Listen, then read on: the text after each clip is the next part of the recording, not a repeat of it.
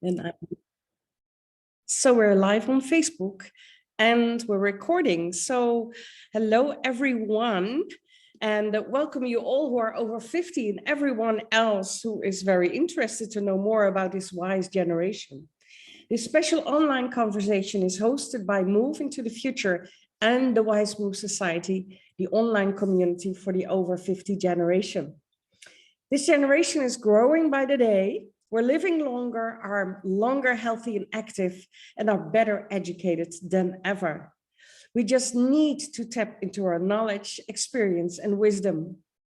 So with these Tuesday live conversations, we aim to give you a glimpse of what is happening online on the Wize Move Society, to share a bit about both the challenges and the opportunities that the 50+ generation is facing, as well as how the members of the Wize Move community work together to create the solutions and play an active role in society and the economy. So the Wize generation is very clear about that we're not on our way out, but we are part of the future. So for those who join us on Zoom, welcome. We love you to contribute to the conversation. And if you have joined us on Facebook, please share your feedback and questions in the comments below. So my name is Ingun. I'm the founder of Move into the Future and the creator of the Wize Move Society. And I'm here today with my co-host, Dr. Tatiana Rowson, and our guest, Diane Gerrard from the UK. And Diane is an HR consultant and executive coach. She's actually a former student of Tatiana and a member of the Wize Move Society. So together we are going to ask ourselves, so can I be your mentor? Interesting question. But before we do that, I would like to give my co-host Tatiana the floor so she can share a bit more about her background, and she will pass on the stage to Diane. So it's up to you, Tatiana.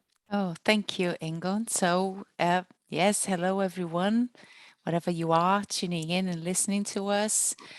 I'm Tatiana.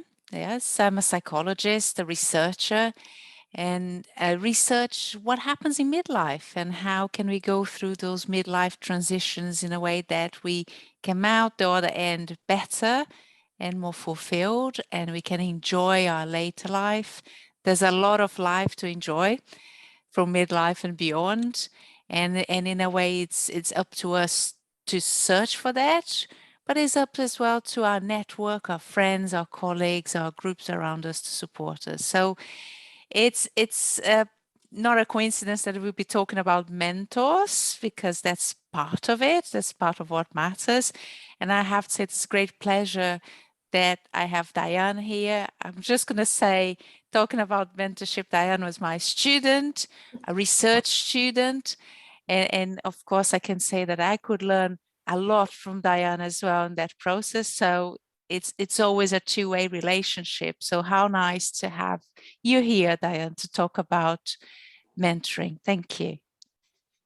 Thank you. It's great to be here, and I am absolutely delighted to be with you today and talking about this. So thank you for inviting me. And first of all, I'm going to talk a bit about my story and use my bias of mentoring as part of this and multi-generations. So as I say, I'm Diane Gerrard, and I'm a director of my own company now, and I specialise in HR consultancy and executive coaching, and that covers multi-generations and particularly different stages in life. So that's very much where I have been in this last 20 years or so, really, is where I am now. And I'm also mum to a son who is also a coach, but in a different field, sports and performance coaching. So proud mum as well. So just to start my story and go way back when I was 21.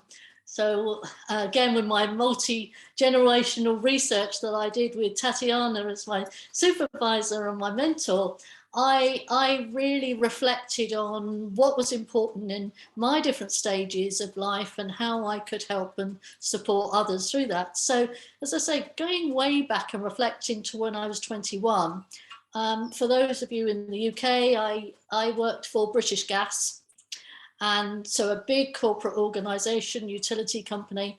And this role I went into was completely outside my comfort zone. But I was extremely lucky to have this wonderful female mentor. And she was just great to build my confidence. She was very understanding, extremely patient. You know, some of the funny stories that I can't share with you right now, but some of the things that I didn't quite get right. We were interacting on a daily basis with members of parliament and senior leaders in the chairman's office. And as I say, totally outside my comfort zone, but huge opportunity for growth mindset and to grow my career, learn from my mistakes and have that confidence to step forward. A couple of years later, she supported me to move on, and she didn't put up any barriers to that. She was very supportive, and I took on my next step in the IT world, which was a huge difference.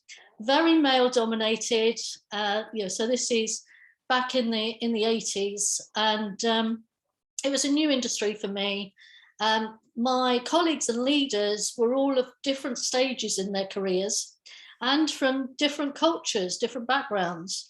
And I moved in to that organization, and as something Tatiana shared with us earlier about where opportunities come along and you get drawn in with this. I got drawn in to the opportunity to move with 49 male engineers 200 miles away, and they were all older than me, different stages of their life, and I was very different. But it was a great opportunity, and again, I was lucky to have a wonderful mentor who was the managing director, very ruthless in many ways because it was a huge challenging project. He'd been brought over from the US to manage, but he still had that skill to be able to balance my growth and the growth of his team whilst achieving these objectives as well.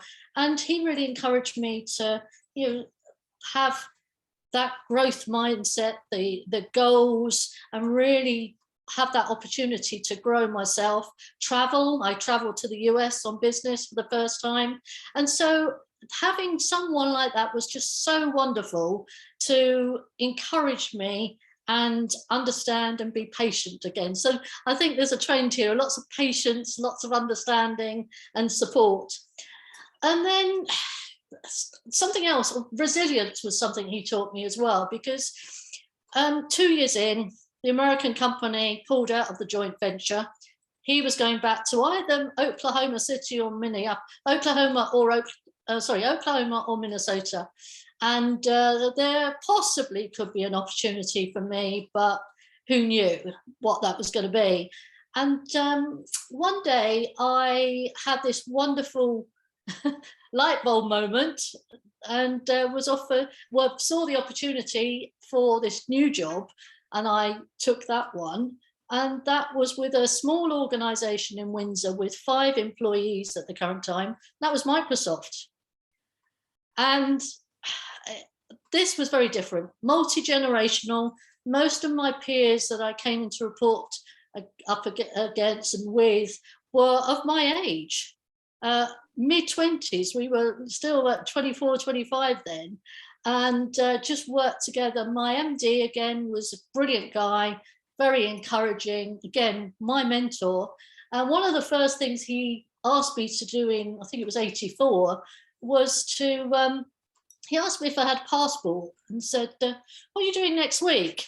Well, I don't know, what's happening? And he said, how do you fancy coming to Sweden and demonstrating Word in Swedish? Well, I can't speak Swedish, but anyway. So, it's things like that I just had these wonderful opportunities to travel the world and be able to be there. And it also taught me to work very closely with my partners and my peers, my team, to build them with their growth mindset, the confidence building, lots of encouragement, and again, lots of learning opportunities, learning on the job, and this lifetime of learning that continued. My latter part of my career within Microsoft, which went on for over 12 years, was in mergers and acquisitions.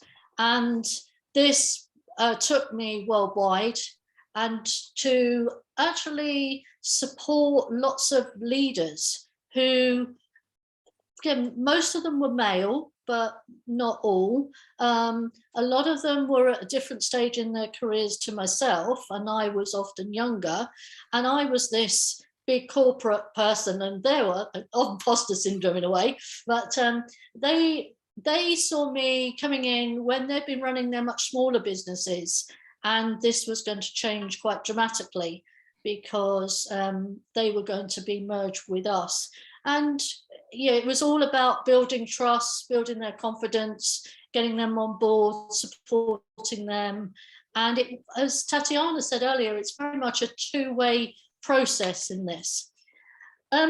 Circumstances changed in my life, as it often does, and I decided to step out of corporate life. I had my son, had some other issues going on personally, and I created my own business and felt very strongly about accreditation. And so I'm an accredited coach with the EMCC and ICF. I more recently, well, that's more than 5 years ago now, did my MSc in coaching behavioural change with Tatiana. And Tatiana was my tutor and my supervisor and mentor. So we've been on this wonderful journey. So I'm trying to bring this into my story, but how I've had these wonderful support all the way through.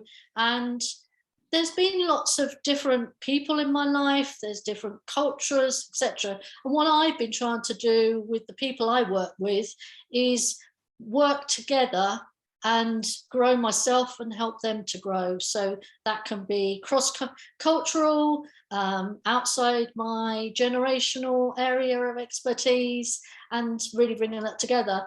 And so with my MSc, my dissertation was on multi-generations in the workplace. And when I started to write this, as Tatiana will remember, I got very frustrated because this was, the research I did was before COVID. And so everyone was asking for flexible workplaces and lots of opportunities to be able to have work-life balance and to be able to do those things that you wanted to do, walk the dog, as Ingun said earlier, which is what I enjoy doing, and just being there with different people and learning and growing. And now some of these things are the same, but we've got more flexibility. We are here today on Zoom. We can have the opportunity to be face-to-face, but it's brought so many different challenges as well. And mentoring and coaching is very important within that. And one of the things that did come out of the research was also reverse mentoring. And so the younger generation is able to mentor some of the other people in the organization at different stages to help support them so that we can really all work together, because the majority of people in the business are going to be millennials by 2025. But why do we need to go anywhere? We've got so much expertise and so many ideas. So people say to me, you know, when am I going to slow down? When am I going to give up this portfolio career? When am I going to stop doing my educational work with schools and my other work with charities around the world and just retire? And no, that's not me. Thank you, Diane. You touched on so many points. I couldn't stop like writing and scribbling here for me not to forget the points that you touched on that I like. But I will start with the growth mindset, because I quite like that in the idea of mentoring. And you mentioned several times the mentors you had and the patience and the growth mindset, how important that was for you. And I'm going to ask you a question that's a guess, but for you to go join me in this process of inquiry is, what do you think was in it for them? Why were they doing it? Why were they? I think, well, there's so many things that came into my head when you said that. So when I was thinking about this, first of all, I thought, well, was it because they were parents? I mean, it's something that parents do. Now, a couple of them were parents, but my first mentor wasn't. Some people want to give something back, and at that time in their lives feel that they've enjoyed where they've had successes and also have experienced challenges and want to help others. So it's a helping, supportive attribute.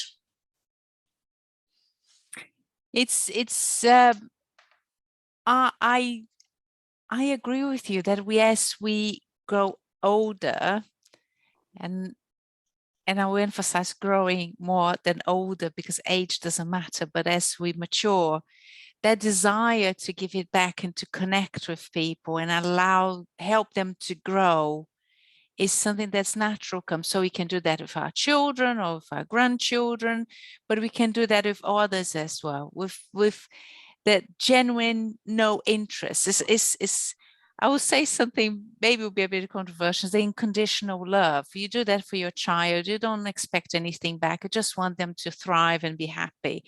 And sometimes at work, you do that for the same reasons. You don't expect a bunch of flowers in return or a box of chocolates. You just do because it's the right thing to do, because it's nice to see people around you doing well and developing.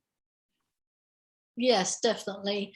And also when I said about being 21 and being out of my depth, when I go into schools now in my enterprise advisor role, I see children in school, students in schools in the same situation where it's a bigger gap now. We've got this huge problem with the hybrid working of there are less opportunities for work experience, to experience this business encounter and world of work. And so my feeling is, my goal and my drive is, and passion is to help and support them to be able to have that opportunity that I had. Life has changed, but give us all that opportunity and let them succeed. Again, this is Diana, you touch on quite a strong point there, because we had conversations about what's the role of different generations and giving space to younger people to thrive and having our space as well in the world, because that's very important, and how we negotiate that on a day-to-day. And I was thinking, as you're saying, yes, I think that the more mature people at work has a duty to teach the incoming flow of workers, the young people, how does it work, especially as a lot of people have been exposed to a different kind of world of online working and remote working and so on.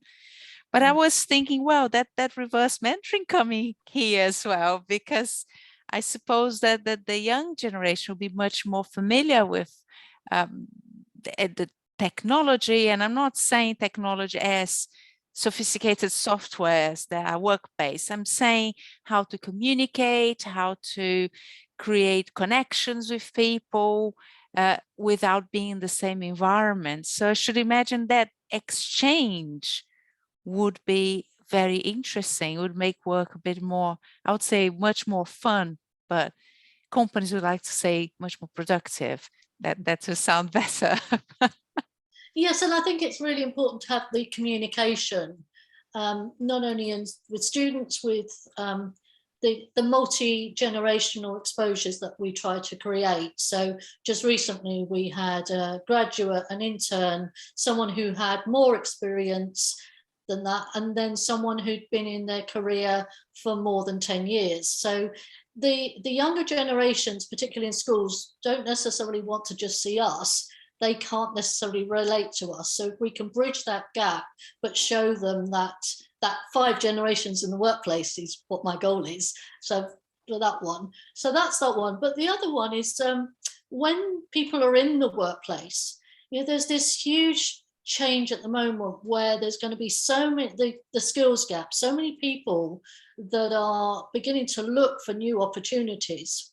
And this is going to be a huge change as well, because pre-COVID, professionals that had got their qualifications in professional careers had decided that maybe they'd go and work for a particular company near where I am, and Tatiana has been in Reading and Henley.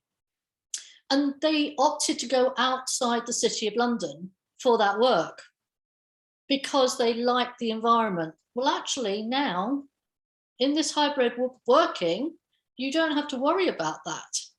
And so that's bringing all sorts of changes for senior leaders. And this is the challenge now. And the senior leaders won't have all the answers to these issues.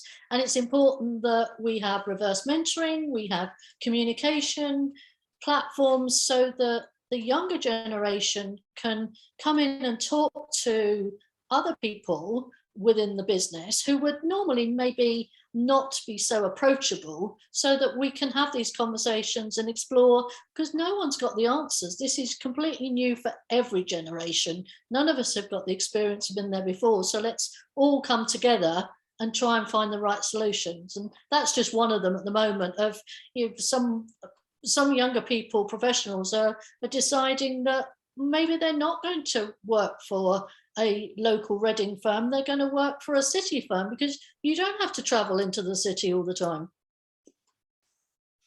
It's true, it's a lot of change. I was wondering if Deborah wants to join the conversation and reflect on your mentors. Yeah, I've had a lot of mentors in the yoga business, in the yoga field, and they've inspired me and gave me lots to consider and learn. And I've also had mentors in the entrepreneur world, maybe not so many in the entrepreneur world, which I would appreciate. And that's why I love these conversations, because usually leave these conversations with reams of ideas that I so appreciate, that have so much more depth behind them. I'm a mentor now to a group of students that are learning to be breath teachers, and I feel like thank you for inviting me to be a mentor for this course, this training, this certification. And I'm also learning a lot, because it's making me keep on top, to be on the ball, so that I'm going, oh my gosh, they're asking a question and I don't quite know what the answer is, so I need to go study. So it's keeping me on top of my craft so I just don't become like the unilaterally, I don't know what it's called, but I just stay the same, that I'm always growing. So I like the inspiration, and you say it's a two-way street. Thank you. Thank you, Deborah. It's interesting. There's a person that I know which is very prominent in the field of coaching and mentoring, and doesn't matter who it is, but one of the things this person says is, and is a he, but doesn't mean anything, but he says is that the day he stops learning from his clients and from his mentees is the day he will retire. Because he said you're always on your learning edge with the people around you, and that is exciting, that it's healthy. But once you stop, maybe it's time to search other means to continue learning and growing. Very much so. And I've had that opportunity. I volunteer with a US organization, and we support Africa, and this is country leaders in the territories, but the vice presidents and leadership team are based in the US and Brussels, and also with the pandemic, I was coaching someone in France last year as well. And I've just learned so much from those people. It's been absolutely amazing. And I think back to, I've coached many people in many different organizations, not just tech organizations, and across different generations, but the different challenges that they have. The country leader in the Democratic Republic of Congo, she would be on a call before COVID, and the signal would go down, and we'd be talking, and quite innocently, I could think, have some space. Ingun and I were talking about dog walking earlier. Well, if she went outside, there's tanks rolling by, and there's not the safe environment for being outside. And some of the things that we had to explore, I have no expertise in that, and I just learned so much. And the same with Egypt, some of the cultural differences there. And by coaching one person with a team, then I was very privileged to be able to coach other members of the team, and they recommended me in other areas. So I've just really grown from that. It's wonderful. Thank you, Diane. I know that Ingun got a hand up. Yeah, I promised to raise my hand when I wanted to say something. Thank you, Tatiana. There's two things, and I do believe they're very different. They are different. And that is coaching and mentoring. And you use also the same, both words, both roles. What, from your perspective, is the difference between a coach and a mentor? Well, that's very interesting, Ingun, because my first coaching qualification was back in 2004 in coaching and mentoring.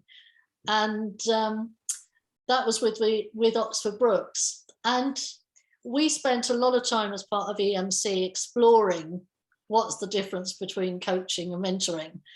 And at that time, we were very much focusing on mentoring is when maybe you're a role model, maybe you're a teacher, maybe you're a parent. And the example we used with Tatiana was the expert on research and academic research, and I had no exposure to that experience at all. So I was totally out of my depth.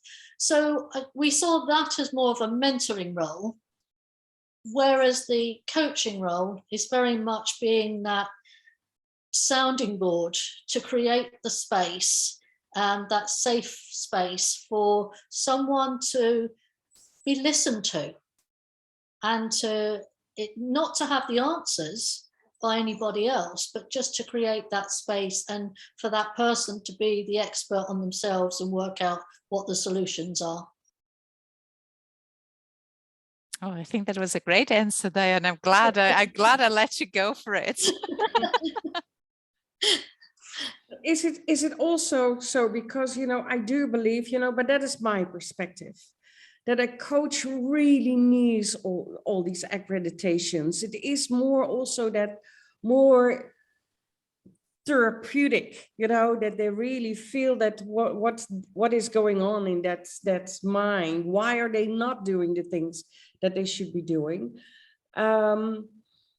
While a mentor can be more someone who just takes them by the hand and guides them part of their journey and talks from their experience and their wisdom, just sharing everything that they know, their context, their wisdom, their the stories, really mere storytelling. It is not without where a coach most of the time is paid. I think most of the mentors are not. It's more, you don't expect anything back. Is that? I'd love to hear your idea. I can jump in if you like, Diane, and then you can gather your thoughts. I think I'm really liking that observation. Thank you, because coaching is there's a profession of coaching which is emerging and growing and getting professionalized. And because of that, there's a direction of travel is more qualifications and certifications and accreditations and so on, because they're moving towards being a little bit more regulated. Not regulated, but let's say there's some level of quality control out there. And I think you're right, mentoring is not a profession. We take on mentoring because it's part of being a good manager or a good leader. It's part of that instinct that we have to give it back to someone else, or the instinct even more, which I think is even stronger. And I think that ties in very nicely with the Wize Move Society, which our desire to connect with other people at a human to human level. So you might be taking them by the hand. We might be just creating the space. You might just be saying, look, I can see in you. You can't, but I can see in you that thing, that spark. And that is human connection. That's what doesn't happen unless you are relating and getting to know others. And that doesn't matter whether we are here in different boxes on our Zoom or we're meeting in person in a cafe. That connection happens either way if we are open to it. But it doesn't happen if we don't look for it, in a way. We do need, I wouldn't say even look for it, but if we don't create the conditions for it to happen. And one way to create the conditions is trying to participate, trying to get to know, having an interest, have a curiosity to connect with other people. So I wonder if Diane wants to pick on that. Yes, I was interested. Well, very much so, and so many things that came to my thoughts then. We talked about mentoring. Also, Ingun said you're not often paid for mentoring; it's part of the role. Sometimes, generationally, maybe at the latter stages of your career, you're more open to volunteering and to be in those situations. But in the younger part of your career, maybe there is more motivation towards money. And so there could be a challenge there with mentoring and reverse mentoring. And we want to take these barriers away and share the joy and the learning experience you can get out of mentoring, coaching, reverse mentoring, because there was a good example recently about a professional organization. It was an accounting firm, tax accounting firm, where they have a very active reverse mentoring program.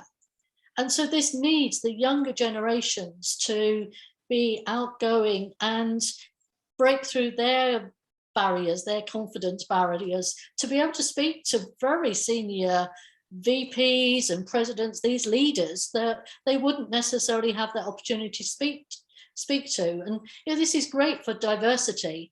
And this particular example I remember was, and this is my story, but it was one I remember, is that the young female had this opportunity to work very closely with this president of a particular unit, and they wouldn't have normally crossed paths beforehand, but it was all about giving time to be able to learn from one another, build that rapport, as Tatiana said, and that space to be working together with some common goal. And the first time, again, different people speaking, because there was cultural differences as well with this. And the first conversations for different people in her world were going, why are you doing this? Why are you speaking to this senior person? And she again, her passion, she said, but I want to do this. I want to learn. I want to give something back. And just by creating this opportunity, they've become great friends. He's invited her over for barbecues, to family events, and she's now considered part of the family. And they have been able to share ideas because he can now see her view of the world, and some of the biases that he may have had, stereotyping, etc., have all been into play, but he's been able to adjust that. I don't want to say too much. Thank you, Diane. Deborah, I see your hand up. I don't think we can discount being paid as a mentor, because I am being paid because I'm at the beck and call of people who need me. And it could be I'm marking papers and having chats with them, and I am available. And so I need to be reliable, and also the organizers need to trust me that I can be there. And sometimes knowing that that person's being paid there's a different level of, I don't want to committed, because I'm committed. I'm committed on a level because I want to see them succeed.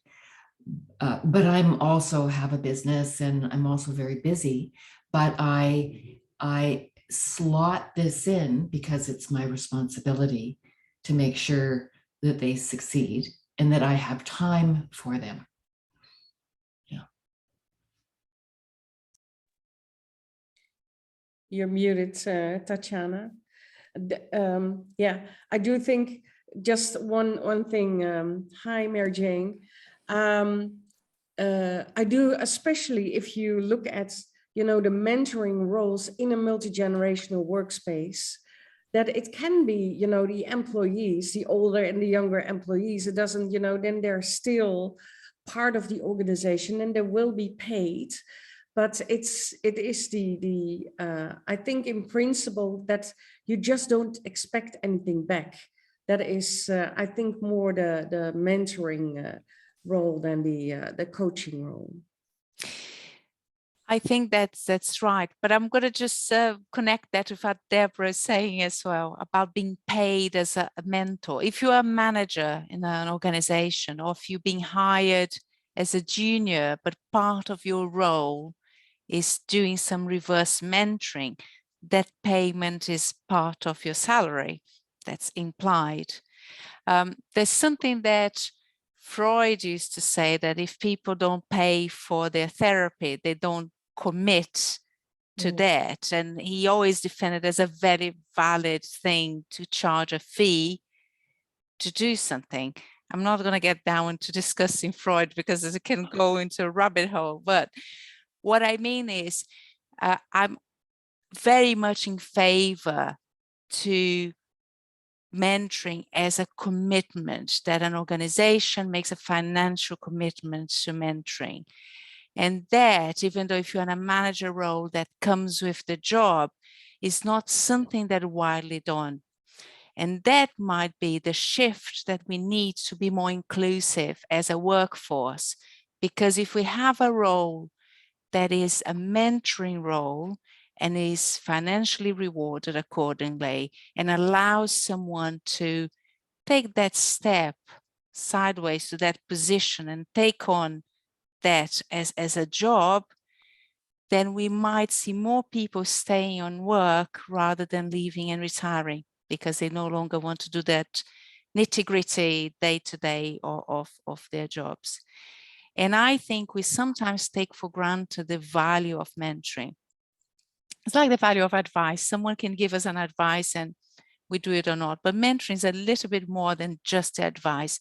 There's something else you're giving there, which is your knowledge, which is your experience, which is your understanding of the world. So I think that I don't know, we're not always comfortable talking about monetary value of things, but I think it is important to put that into the conversation, because it's just like housework, which is work, but tends to be undervalued and not perceived as work. So there you are. I think that, thank you, Deborah, because you brought that out there. And I think that is very, very important to emphasize. Being a mentor should be something that is valued and legitimate in any role, in any kind of organization as well.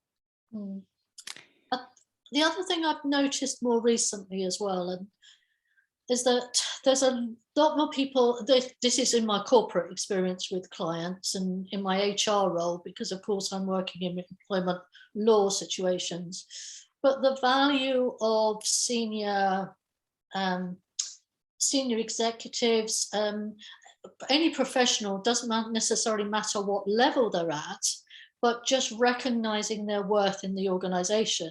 And when they, yes, as everyone said, they're being paid a salary in the corporate world, and then someone may move, some more junior member of the team, younger, of a different generation, may come into a leadership role and need to do that step up and need that help and support. There's not, there is this slight disconnect in terms of that financial reward and their worth to the business and what that's actually going to be doing for the long-term gain of everybody.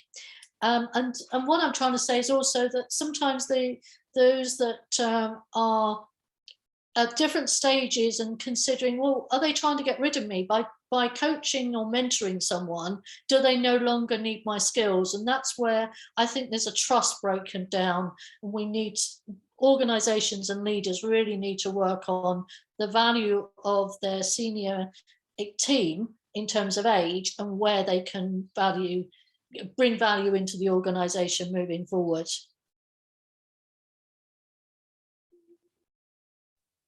Thank you, Diane. I can see that Mary Jane joined us. Mary Jane, would you like to say something? You'd like to join the conversation? Okay, I joined really late, and my excuses, I didn't realize that I was not muted, but I came into the call. Video was off, but I think it's breaking a little bit on our.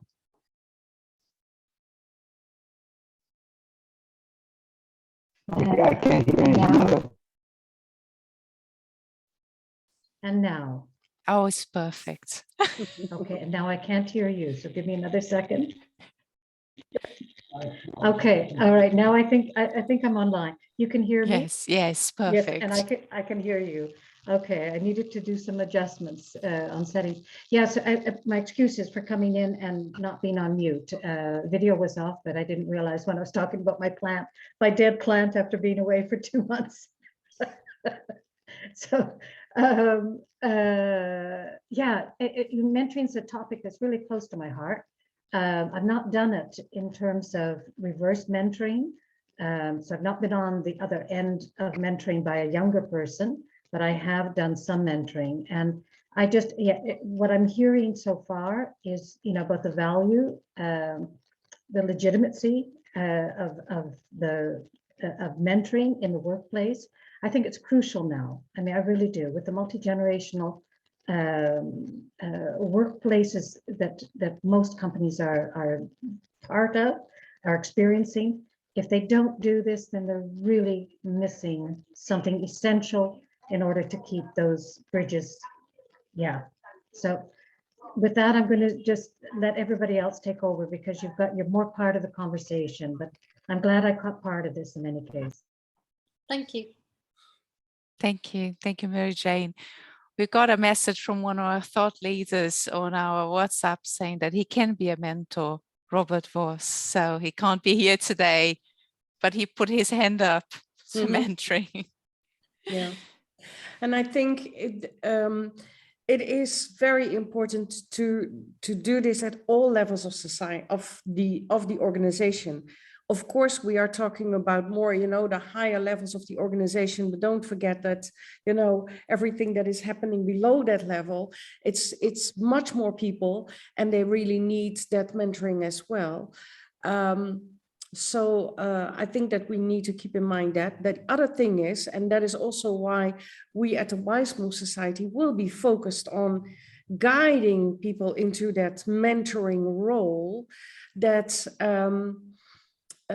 this is absolutely something that people might be willing to do in the next stage of their career. It is also people who are at a higher level in the organization.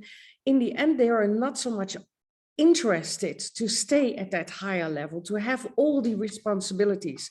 You know, they don't need that higher income anymore because, you know, the kids are, you know, we don't have to pay them anymore. They're educated, they're out of the house. So it's just you or just the couple that has to survive on the income stream. So there is more opportunity to really look at different roles. And if people don't move up, they can move sideways. And this is absolutely something that can be of great value for organization to retain their people for their workforce, but at the same time to really use all the knowledge and experience and wisdom that is already available in their organization, but can be shared with the younger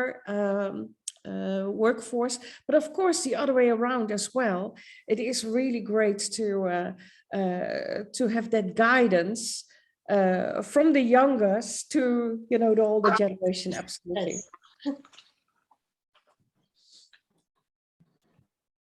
Yes, we need our leaders to really harness the collective energy and the knowledge across the whole of the organization, not just focusing on one or the other. And they, as I said before, the leaders haven't got all the answers. We all need to work together and find these examples and solutions together.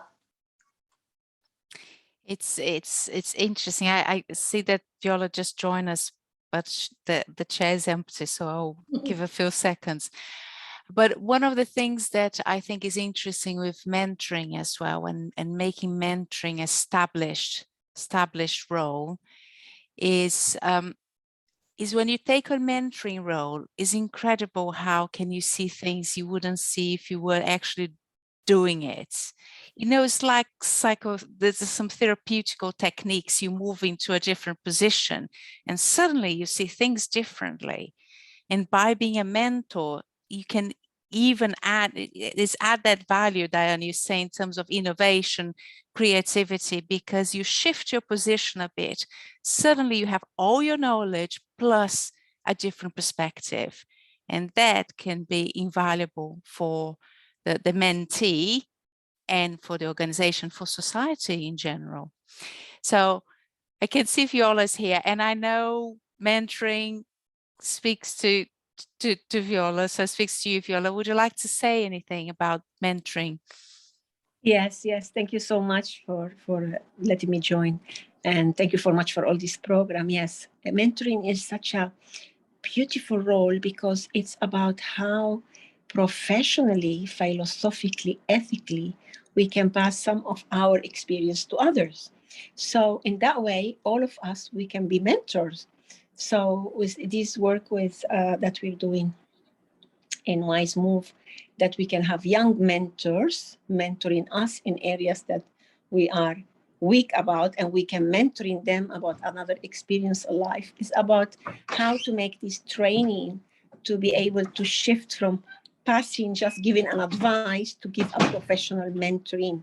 So for me, I always said I'm who I am because of mentoring, breathwork, and therapy.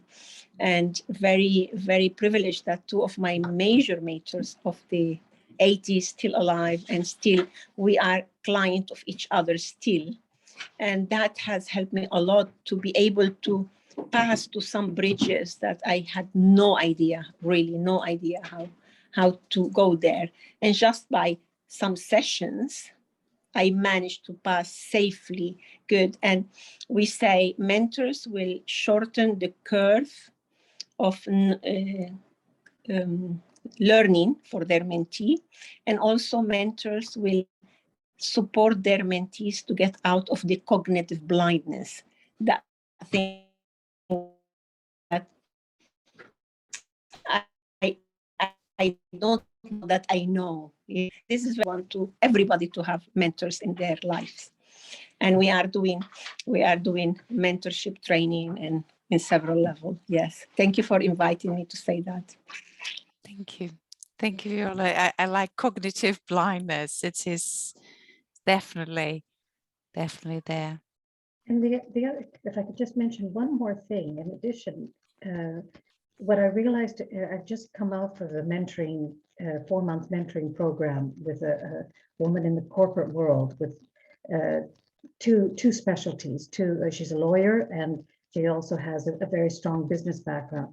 And I thought in first instance, when they matched me with her, I thought, what am I going to be able to bring to her in terms of her career? As an entrepreneur, I've worked in corporates, but I don't work for corporates in the sense of having been employed. So, but it was so interesting. I mean, we've become friends, number one. That's, I think, another value, the friendship. She's in her 30s, and I really appreciate that difference. But also I was able to open up my network to her. So what I couldn't address, I had people in my network who could in terms of her career. So I think we need to remember that as well, that from our perspective of being an older generation, we have this vast wealth of network. And I just wanted to add that in. Yes, definitely. That's a really good point there, Mary Jane. Thank you. It's interesting that the other way around is true as well. Sometimes our mentees go to become fully fledged professionals, individuals, and human beings, and they end up opening networks to us that we didn't imagine, because they can see that in us. I know we have just under 10 minutes left. I'm going to just say something which maybe is a very big topic, but I will pose the question anyway, and a question to all of us, to you, Diane, to all of us, to reflect together. Is there such thing an imposter syndrome of being a mentor?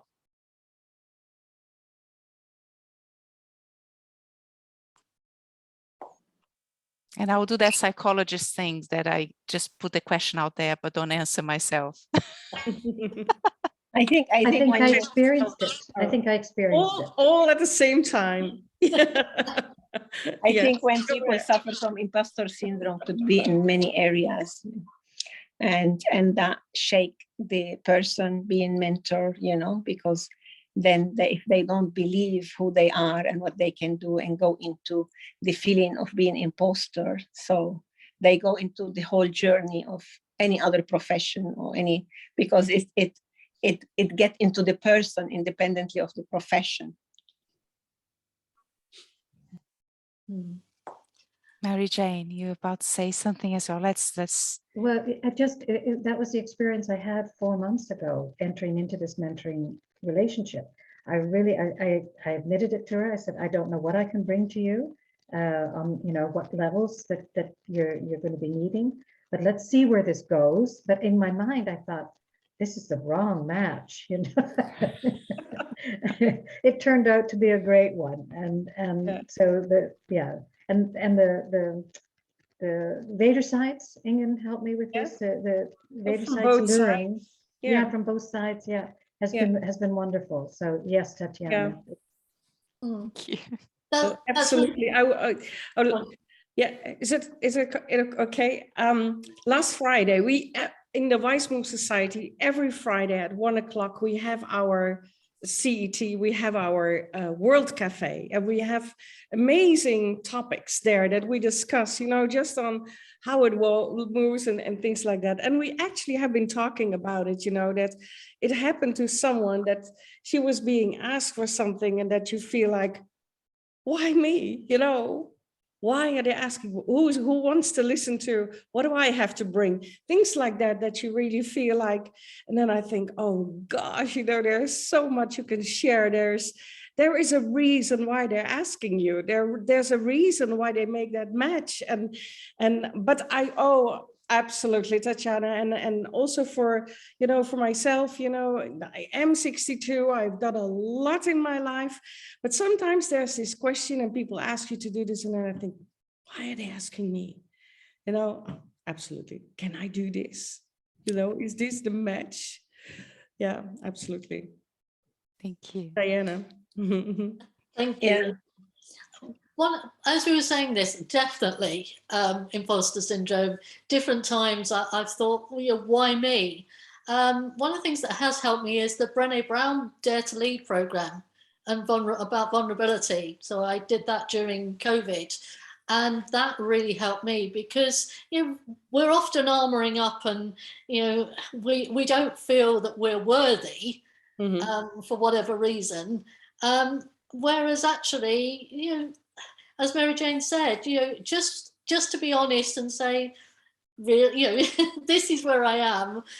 Is this the right thing? And the other thing I wanted to say, responding to, you know, the difference between coaching and mentoring, something I've noticed more recently, particularly with my CIPD, that's my personnel qualifications and institute. There's more bias on the listening, whether it's coaching or mentoring.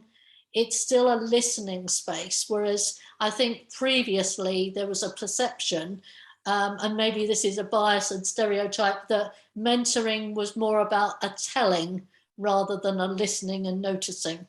So that's where my HR profession is taking mentoring for the future. And the last thing I want to say is this thing about imposter syndrome. You know, we have to be careful of what we're saying to ourselves, because if we're telling ourselves, like me coming to this presentation, I can't do this, we're talking to our self-talk is talking to us more than we are verbalizing this to other people. So we have to be very conscious of our own self-talk to help everybody. Oh, thank you. That is a good note to come to a close. But I'm going to give the final word to Viola, and then we're going to wrap up. Yes, and an important part of mentoring is supervision. So if you as a mentor go into the imposter syndrome, you have us as supervisor to go, because mentors all the time, we are going to mentors. So one of my mentors is 90 years old, but he come to me sometime to mentoring or to supervision and vice versa. I go to Tatiana or now to Diana and to Ingun, you know. So this is very, very, very important to remember. We have supervision. Much love and thank you for this space. Thank you, Viola. Brilliant, brilliant way to end. And I would like to say thank you, Diane, very much. We could have extended this conversation again into another hoop, another turn, and we could go on forever, but definitely worth bringing the topic of mentoring to the conversation so open and bring all these different facets as well. So from my end, thank you for that. I would like to know if Ingun, would you like to say a few words to wrap up the call? Well, I do really believe that mentoring is something that is so important to, especially in that multi-generational workspace. You know, that we really need to connect with each other. That we really need to listen to each other. It's very important. I love that word. Need to understand each other. And value each and every person for what they bring into the, to the table. This is something that we are working on the Wize Move Society. I've already been talking with several people, you know, that we do when we do guide people to become mentors, that it is a little bit, you know, more structured, that it is not just like you have some experience, you have some knowledge, just do this. You know, you do need some guidance, you know, need some rules to live by, and I really would like to have a Wize Move Society mentoring programs, you know, something like that, that we really can also offer outside the organization. So love this discussion. Thank you, Diane. Thank you. It's been a privilege. And we've got lots of tools, as we said, so and different models that we can share as part of the society. So that would be a really wonderful opportunity. Thank you. Thank you. Thank you. Thank you. Mary Jane, Viola. Thank you, Diane. Thank you. Thank you. Thank you. Bye, everyone. Bye-bye. Bye.